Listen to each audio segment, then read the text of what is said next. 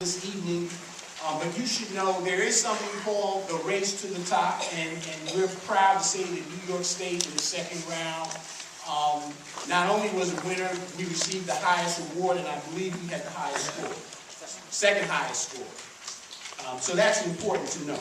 So we are competitive. The second thing is that the Board of Regents, of which I'm a member, has approved certain actions that are part of what we're calling a Regent strategic plan.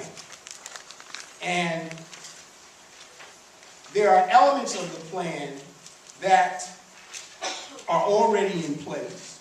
For example, some of you know that we've ruled on this whole notion of how do young people make up high school credit. You know, those high school principals in here know there was lots of confusion around what would qualify a young person who failed, how did they make up that credit. And some youngsters, sadly to say, some schools were just saying to youngsters, you know, write a paper, you get the credit. Right. Other people were saying, we put in some time in class to get the credit.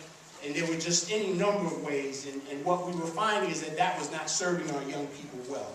So we brought some clarity to the whole notion of independent study, what qualifies as independent study.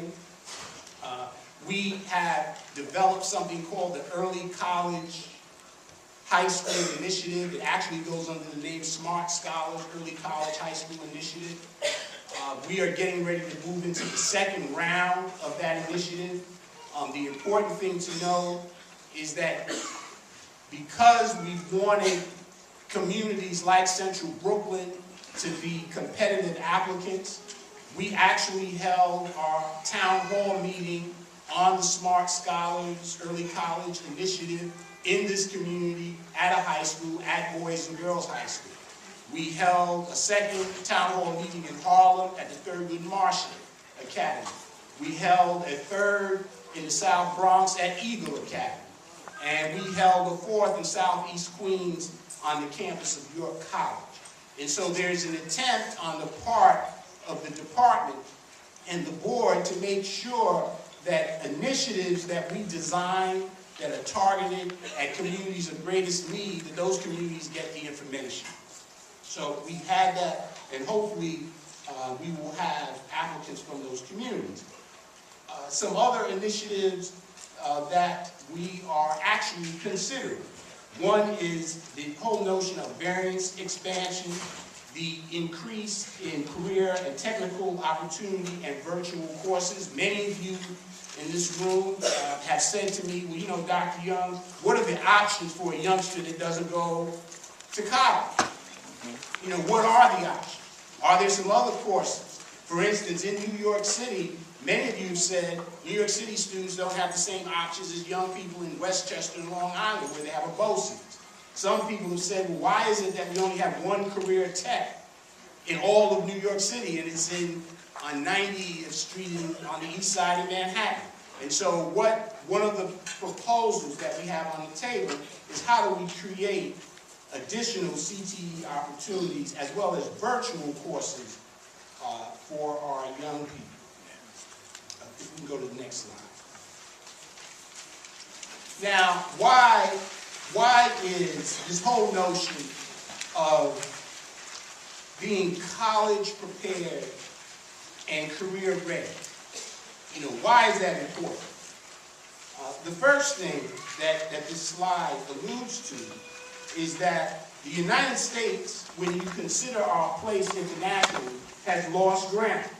So if you look between 95 and 2006, you'll see that while we've made progress, other countries have soared. You all have this, right? So if you can't read it here, you can see it in your lap. Other countries have soared. You know, a perfect example, if you just look at Finland, where were they in 1995 and where are they in 2006? And you've got to ask ourselves, and it's a very simple question. Those who are not receiving a competitive education will not be able to compete economically. And so being college prepared and career prepared is almost synonymous. In fact, a parent said to me one day, said, well, you know, I don't particularly understand this. My child say doesn't want to go to college. Well, here's the news. And here's what we have to tell parents and tell everyone. That the skills that a young person will need to be successful in the workplace that he or she will be an adult in are in fact the same skills that they need to be successful in their first year of college, particularly if they go to a community college. So we're fooling ourselves if we think that going back to a two-tier education model is going to help our children. We've got to figure out how do we raise the bar for all young people. We go to the next slide. Now, another reason why our post-secondary graduation rates are lagging, very simply, is that our high school graduates, or young people going into college, are not prepared to do college work. Now, we have people who work in colleges here, we have people who work in high schools, and I've heard all the stories. The college people say they don't come to us ready. The high school people say they don't come to us ready, and we go on and on and on. And here's what I would say. On one level, there is something, we all talk about these gaps, the achievement gap. But there's another gap. There's a responsibility gap. Right? So one thing is that, and my mentor was Mrs. Adelaide Sanford, Dr. Adelaide Sanford. And she always told us when we were beginning teachers that you weren't a good teacher just because you gave children who could read more books to read. Right? That your worth as a teacher is when you took a young person who was having difficulty, and after being exposed to you, they were motivated to work hard and do well in school. That was the measure of a quality teacher. And so I